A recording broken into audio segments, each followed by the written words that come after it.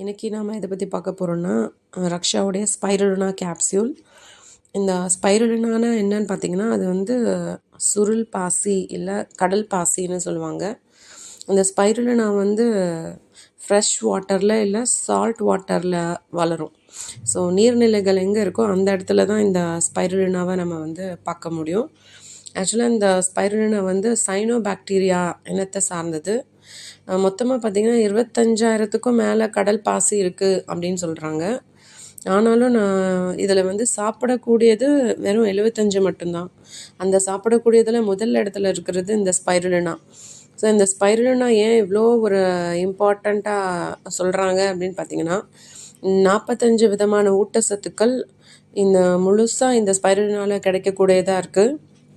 இந்த ஸ்பைருலினாவை ஒரு கிலோ ஸ்பைருலினாவை நம்ம சாப்பிட்டோம் அப்படின்னா 1000 கிலோ காய்கறி சாப்பிட்டா எவ்வளோ சத்து நம்ம உடலுக்கு கிடைக்குமோ அந்த அளவுக்கு சத்து நம்ம இந்த ஸ்பைருலினாவை சாப்பிட்றது மூலமாக கிடைக்கும். அது மட்டும் இல்லை, தாய்ப்பாலுக்கு அடுத்ததாக சத்துள்ள உணவாக இந்த ஸ்பைருலினாவை தான் சொல்கிறாங்க.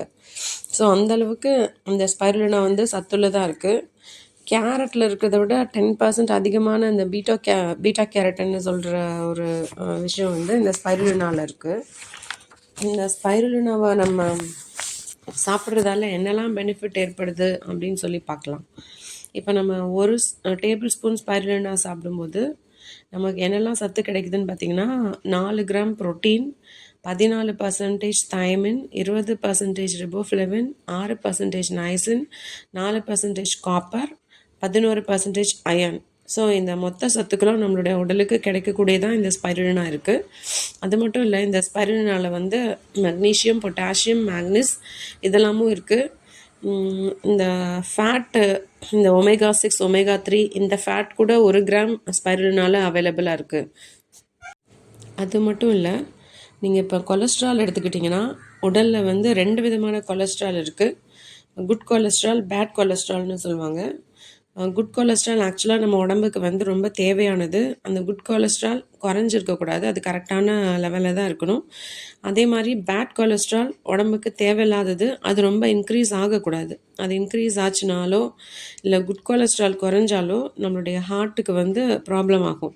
ஸோ ஹார்ட் ப்ராப்ளம் வராமல் நம்ம ஹார்ட்டு நார்மலாக ஒர்க் பண்ணுறதுக்கு இந்த 2 கொலஸ்ட்ராலுமே நார்மல் லெவலில் இருக்கணும்.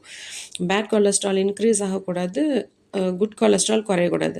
இப்போ நம்ம இந்த ஸ்பைருலினா சாப்பிடும்போது என்ன ஆகுதுன்னு பார்த்திங்கன்னா, இந்த பேட் கொலஸ்ட்ரால்னு சொல்லுவாங்க, அதை வேறு மாதிரியும் என்ன சொல்லுவாங்கன்னா எல்டிஎல், அதாவது லோ டென்சிட்டி லிப்போப்ரோட்டீன் அப்படின்னு சொல்லுவாங்க. ஸோ அந்த பேட் கொலஸ்ட்ராலை ஸ்பைருலினா வந்து குறைக்கிறதுக்கு ஹெல்ப் பண்ணுது.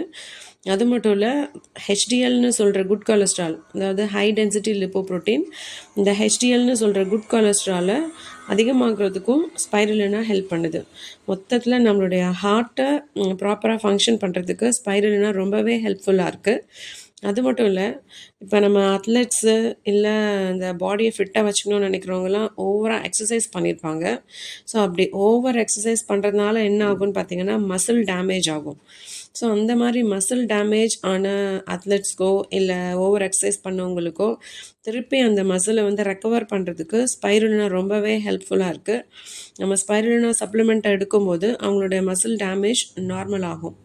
அது மட்டும் இல்லை, இப்போ ஒருத்தவங்களுக்கு டியூமர் இருக்குது அப்படின்னு வச்சுக்கிட்டிங்கன்னா, அந்த டியூமர் சைஸு குறையிறதுக்கும் கேன்சர் வராமல் தடுக்கிறதுக்கும் கூட ஸ்பைருலினா ரொம்ப ஹெல்ப் பண்ணுது.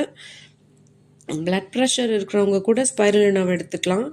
1 கிராம்லேருந்து 8 கிராம் ஸ்பைருலினா ரெகுலராக டெய்லியும் எடுக்கும்போது பார்த்திங்கன்னா பிளட் ப்ரெஷர் கூட உடம்புல கம்மியாகும். பிளட் ப்ரெஷரை நார்மலாக வச்சுக்கிறதுக்கு ஸ்பைருலினா ரொம்பவே ஹெல்ப் பண்ணுது. அது மட்டும் கிடையாது, நிறைய ரிசர்ச் வந்து ஸ்பைருலினாவில் நடந்துகிட்டே இருக்குது. அந்த ஒரு ரிசர்ச்சில் என்ன சொல்லியிருக்காங்கன்னு பார்த்திங்கன்னா, அலர்ஜீஸை கூட ஸ்பைருலினா வந்து சரிப்படுத்தும்னு சொல்லியிருக்காங்க. ஆக்சுவலாக இந்த அலர்ஜிக்கு அலோபதியில் என்ன மெடிசன் கொடுப்பாங்கன்னா செட்ரிசன் அப்படின்னு சொல்லிட்டு ஒரு மெடிசன் கொடுப்பாங்க. பட் அந்த ரிசர்ச்சில் என்ன சொல்லியிருக்காங்கன்னா, அந்த செட்ரிசனை விட ஸ்பைருலினா வந்து ரொம்ப எஃபெக்டிவாக இருக்கும் அப்படின்னு சொல்லியிருக்காங்க. அது மட்டும் இல்லை, 2020 நடந்த ஒரு ரிசர்ச்சில் கண்டுபிடிச்சி சொல்லியிருக்காங்க, ப்ரெக்னென்ட் உமன்ஸ் வந்து இந்த ஸ்பைருலினாவை எடுக்கும்போது அனிமிக் ப்ராப்ளம் சரியாகும்னு சொல்லியிருக்காங்க.